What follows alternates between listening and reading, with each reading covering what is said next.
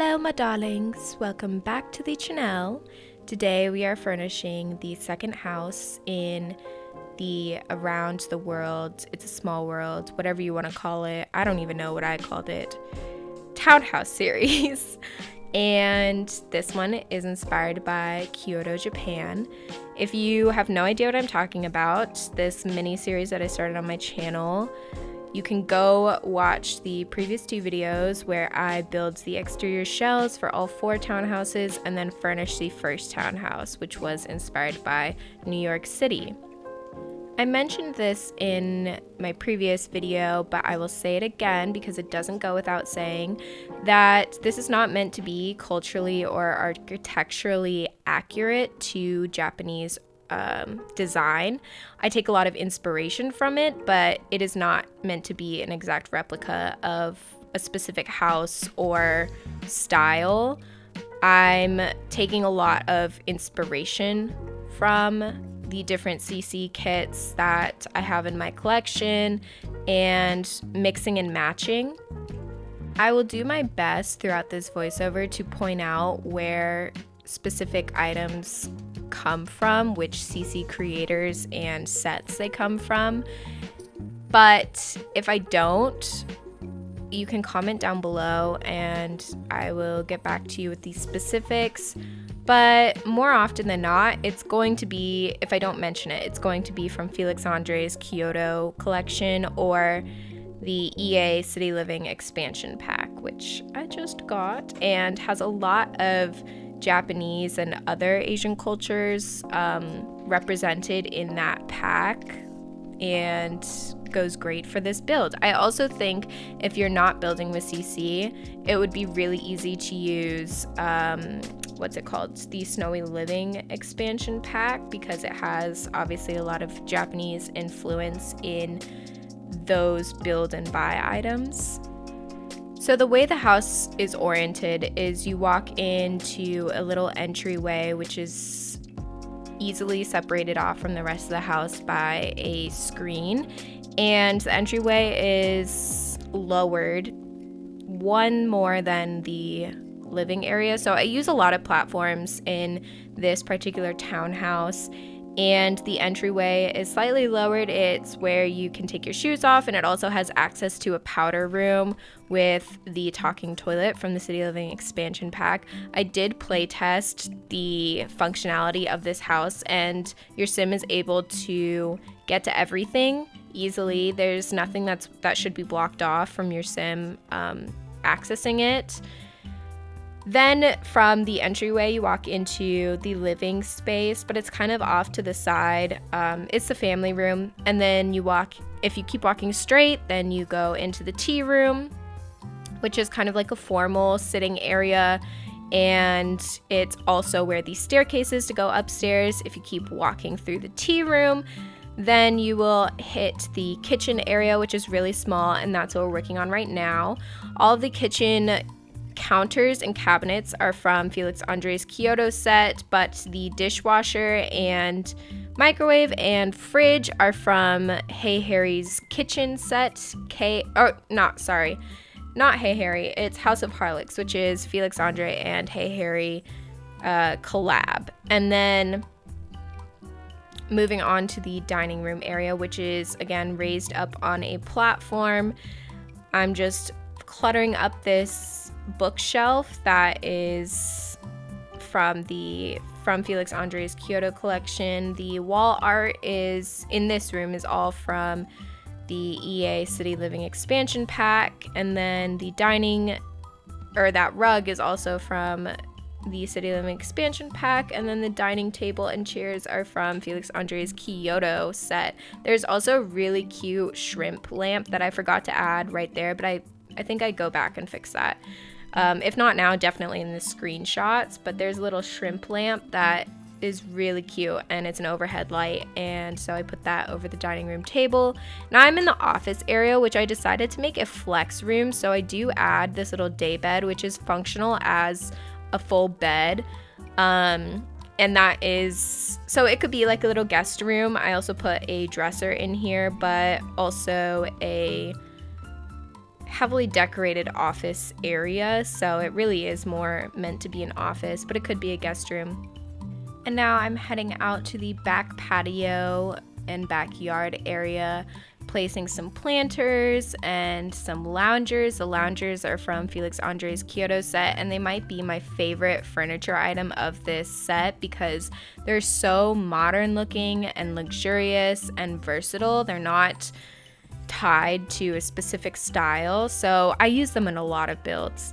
And now I'm going in and landscaping the backyard. In the first video in this series, you saw me kind of map out the backyards of all the different townhouses, but now I'm actually going in and adding rocks around the fountain area instead of a fountain trim, just to give it a more natural look. And then I do go in and add 2 Zen gardens. Looking at it now in retrospect in this voiceover, I don't really love the way that it turned out, but at the same time, I honestly don't know what else I would do there. If you guys have any comments or suggestions though of what I should do to the backyard, because I can always go back and fix it, leave it down below. Comment down below what I should do for the backyard, because I really have no idea. I really like the way that the fountains turned out. It's just the Zen garden. I don't hate it, but I don't think that I need 2 of them, you know? So I know that there's also CC specifically for creating Zen gardens, but I was lazy and didn't feel like going and finding it and downloading it. So I used what I already had, which was this base game sand terrain paint, and then those Kyoto stone lanterns and some boulders. And now I'm going in and adding some outdoor lighting. The fence and gate are base game, and then that, I don't know what you would call that, but that wooden, like gateway is from Felix Andre's Kyoto collection. And now I'm heading over to the front yard and adding some terrain paint that leads up to the front steps of the house, as well as some landscaping. And I really wanted the landscaping to be lush but well groomed. So I'm not working with a ton of landscaping options because the only expansion packs I have, well actually the only expansion pack singular that I have is City Living, which doesn't come with a ton of landscaping like bushes and plants and things, and base game. And base game has some great stuff, but not really for this style of build. So I ended up sizing up that bonsai tree from Felix Andre's Kyoto collection and using that in the front, and then covering up the planter with some other bushes. It's not great, but you know what? If you like pull your camera out and squint your eyes, it looks fine. That bench is from Felix Andre's Kyoto collection.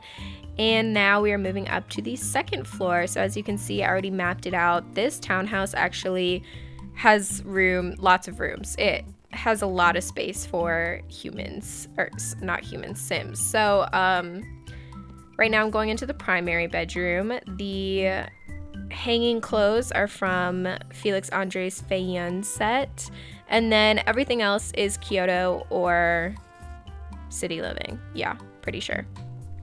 It's not a huge primary space, but they do have an ensuite bathroom as well as access to the front balcony. And for the skill building item out here, I did do the bonsai tree because obviously it makes sense. The primary bathroom here, it has a lot. It has everything. It has a full shower, full bath, and then a vanity. The vanity like sink is from, what's it from? Hey Harry's bathroom set, I believe, as well as the towel rack. The tub and like tub shelf is actually from Felix Andre's Kyoto collection, and it features 2 different bathtubs. There is this stone one, which I use in the primary, and then the wooden one I use in the kids' bathroom. A lot of the bathroom clutter comes from Pierre Sim's Oak House or Hey Harry's bathroom or living room set. Now, this house does have 3 bathrooms and 5 bedrooms if you include the office/flex room downstairs. So it's got plenty of space for a very large family, I would say. Each bedroom is also furnished for Sims of different stages of life. So for this one, it is furnished for a baby or infant. It could also be for a toddler. If you just switch out the crib, which is pretty easy, it'll still function just fine. The crib is from Pierre Sim's Teeny Weeny. The chair that I just put in the corner there, as well as the pillow, are from Cluttercat's Mellow Moods. I do use a lot of Cluttercat's Kawaii Kids throughout this build and then the next room because it just goes perfectly and it's super cutesy and obviously kawaii. And the wall art is a mixture, but again, from Cluttercat's Kawaii Kids as well as Peacemaker's Warsome Kids. And then a lot of the toys are from either Cluttercat or, no, honestly, it's just all Cluttercat. This really cute ducky light that I put up on this shelf is from 6MCC's Boho Baby collection. I think that ducky light is probably my favorite item from that collection and the one that I use most often. And now I'm just adding some more infant clutter to the room to really make it look lived in and messy because kids are messy. Oh, there's also a functional toy box in there. That's from my Shuno-san. And then I last touch get a little hanging mobile from Pierre Sim. I believe that's from Oak House.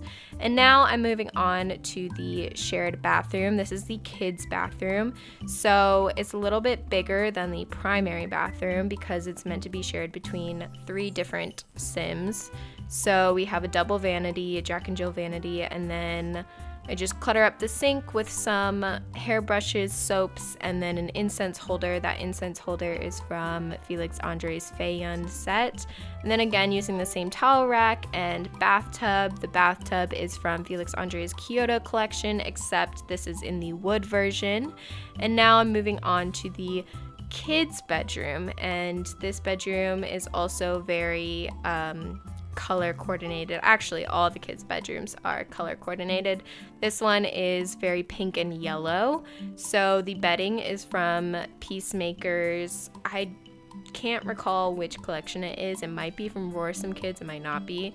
But I do know for sure that that bear mirror, which is really cute, is from Peacemaker's Roarsome Kids collection.